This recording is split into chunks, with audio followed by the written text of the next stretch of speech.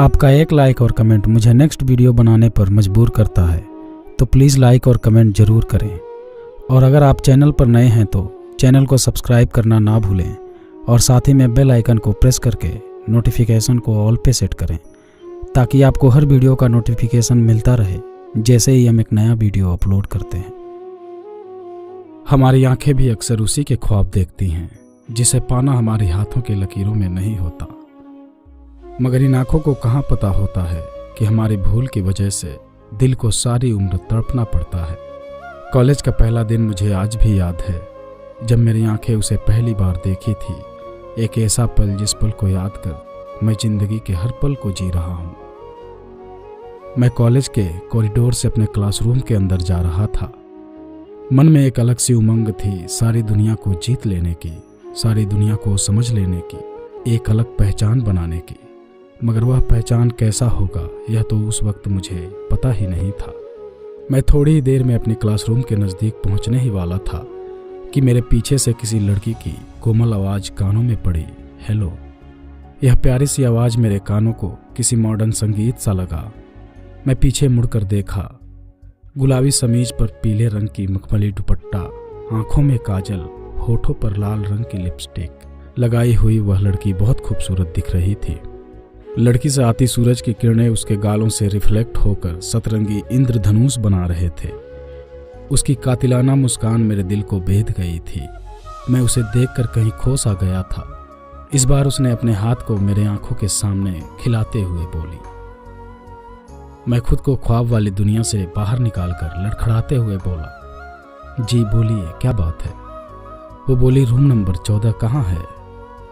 Please मेरी help कीजिए उसे ढूंढने में। एक्चुअली आज मेरा कॉलेज का पहला दिन है, मुझे अपने क्लासरूम के बारे में कोई जानकारी नहीं है। मैं बोला, आप यहाँ से सीधे जाकर राइट ले लीजिए, कुछ कदम चलने पर ही आपको अपनी क्लासरूम दिख जाएगी। मेरी बात सुनकर लड़की ने हल्की मुस्कान के साथ थैंक्स बोली और फिर कमरे की तरफ चली गई। सच बोलूं तो मुझे भी उस कमरे के बारे में पहले से कोई जानकारी नहीं थी। कुछ देर पहले जब मैं अपनी क्लासरूम ढूंढ रहा था, उसी वक्त मैंने वह क्लासरूम देखा था। उस लड़की को वहां से चले जाने के बाद भी मैं उसे कुछ समय तक देखता रहा। वह पीछे से भी देखने में उतना ही खूबसूरत लग रही थी जितना कि अभी आगे से देखने में मुझे लगी थी। उस लड़की के जाने के बाद मैं भी अपने क्लास के अंदर चला गया। क्लासरूम के अंदर बहुत सारे लड़के लड़कियां थे। उन सभी लोगों का भी आज इस कॉलेज में पहला दिन था। सबके आंखों में कुछ सपने थे, कुछ सीखने की जज्बा और जिंदगी को खुलकर जीने के आत्मविश्वास कूट कूट कर भरी पड़ी थी। शायद सब लोगों को यही लग रहा होगा कि कॉलेज पूरी करने के बाद जिंदगी संवर जाएगी और उनकी जिंदगी खूबसूरत हो जाएगी। लेकिन इन भीड़ के बीच शायद मैं एक ही ऐसा था जिसे कॉलेज के पहले दिन ही जिंदगी मिल गई थी, या यूं कहें कि जिंदगी संवर गई थी। वह पीली दुपट्टे वाली लड़की मेरे दिल में घर कर गई थी। मैं उससे कभी मिला नहीं था और ना ही उसके बारे में कुछ जानता था। यहाँ तक कि मैं उससे कुछ ज़्यादा बातें भी नहीं कर पाया था। लेकिन जिस वक्त उसे पहली दफ़ा देखा था, उसी वक्त मेरे दिल से एक आवाज़ आई थी, यार यही तुम्हारी ज़िंदगी है, तुम्हें इसके साथ ही ज़िंदगी बितानी है, हमेशा साथ रहेगी तुम्हारे हर कदम पर, ज़िंदगी के हर मोड़ पर। मुझे लगा आज से यही मेरी रूह है और यही मेरी आशिकी। खैर, कुछ समय के लिए इन बातों को भुलाकर मैं अपना ध्यान किताबों पर टिकाया। क्लास खत्म होने के बाद मैं फिर उसी जगह पर जाकर खड़ा हो गया जहां मुझे वह पीली दुपट्टे वाली लड़की मिली थी।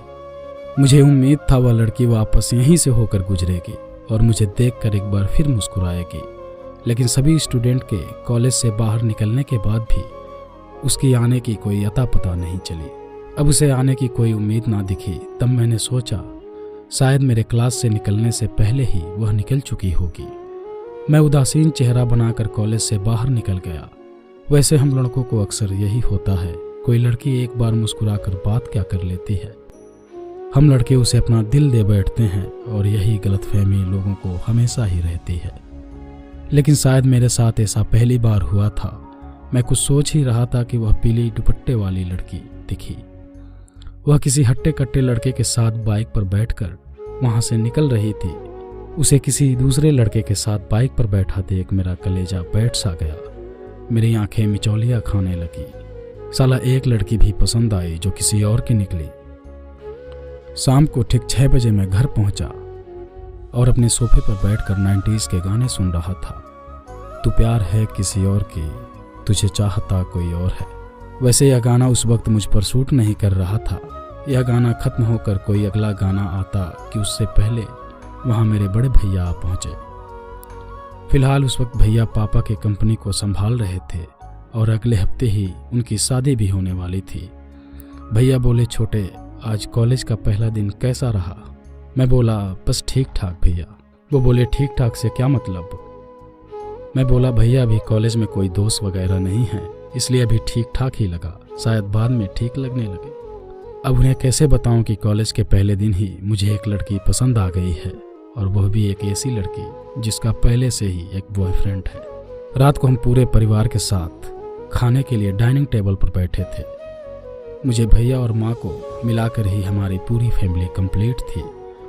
पापा की मृत्यु आज से 12 साल पहले कंपनी में हुए एक बड़े हादसे के कारण हो गई थी। पापा के मौत के बाद मेरी माँ ही हम दोनों भाइयों को पापा बनकर हमारी परवरिश की। भैया 10वीं पास करने के बाद ही माँ के कामों में हाथ बटाना शुरू कर दिए थे, जबकि 12वीं के बाद भैया कंपनी संभालने लगे। माँ और भैया कंपनी के कामों को लेकर आपस में बातें कर रहे थे। भैया और माँ के बीच का वार्तालाप सुनकर मैं खुश था। मेरा खुश होने का असली कारण यह था कि माँ ने मुझसे कॉलेज के पहले दिन के बारे में कुछ नहीं पूछा, वरना अगर माँ कॉलेज के बारे में पूछी होती तो फिर उस पीली दुपट्टे वाली लड़की के बॉयफ्रेंड का चेहरा आंखों में तैर जाता। वैसे मेरी माँ को मेरी पढ़ाई लिखाई से ज़्यादा लेना देना नहीं रहता है। वह हमेशा कहती है जल्द से जल्द कंपनी ज्वाइन कर लो और अपने बड़े भाई का हेल्प किया करो। मगर भैया ने मुझे कॉलेज जाने की छूट दे रखी थी। उनका मानना था कि किसी भी इंसान को पहले अपनी पढ़ाई पूरी करनी चाहिए, उसके बाद ही काम के बारे में सोचना चाहिए। भैया को अपनी पढ़ाई बीच में छोड़ने की आज भी मलाल है। अगर घर में इस तरह की विपत्ति नहीं आती तो शायद भैया अपनी पढ़ाई बीच में छोड़कर कंपनी ज्वाइन कभी नहीं करते।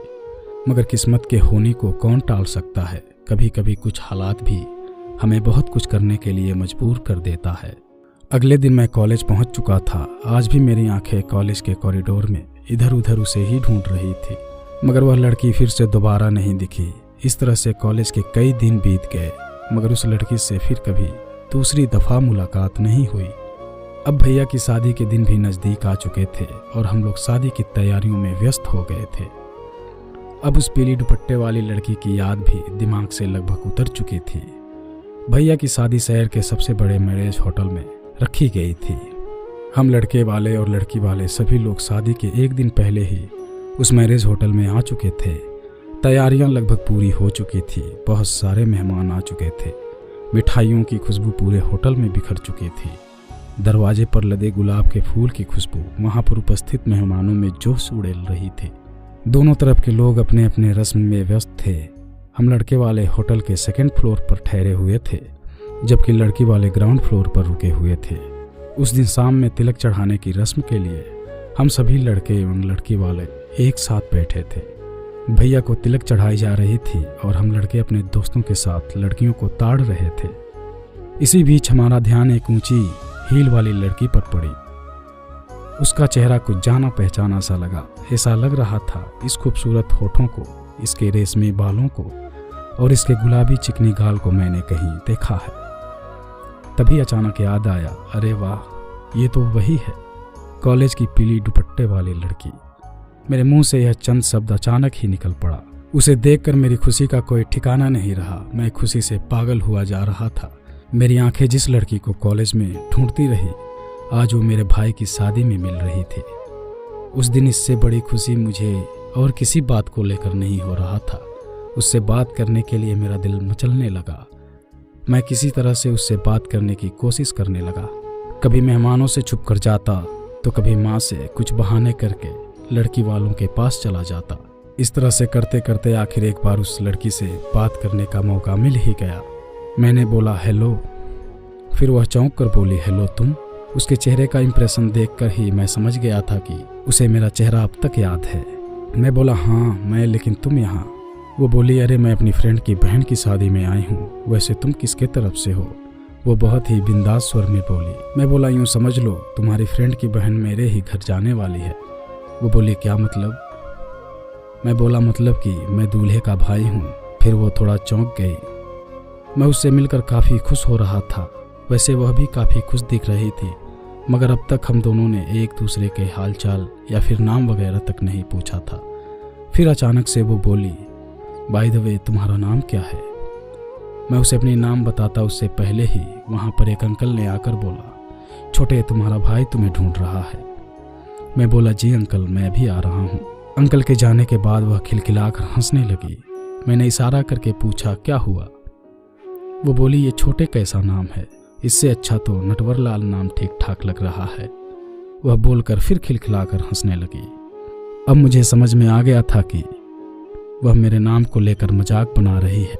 वैसे हंसते हुए वह और अधिक खूबसूरत लग रही थी। मन तो कर रहा था भाभी के साथ इसे भी दुल्हन बनाकर अपने घर ले चलूं। मैं बोला, अरे मेरा नाम छोटे नहीं बल्कि निशांत है, वो तो भैया प्यार से छोटे बोलते हैं। आगे की कहानी मैं आपको नेक्स्ट वीडियो में बताऊंगा। अगर आपकी भी ऐसी कोई लव स्टोरी है तो आप हमें इंस्टाग्राम पर भेज सकते हैं, लिंक डिस्क्रिप्शन में है। उम्मीद करता हूँ आपको ये कहानी पसंद आई होगी। अगर आपको ये कहानी पसंद आई हो तो वीडियो को लाइक, शेयर और हमारे चैनल को सब्सक्राइब जरूर कीजिएगा।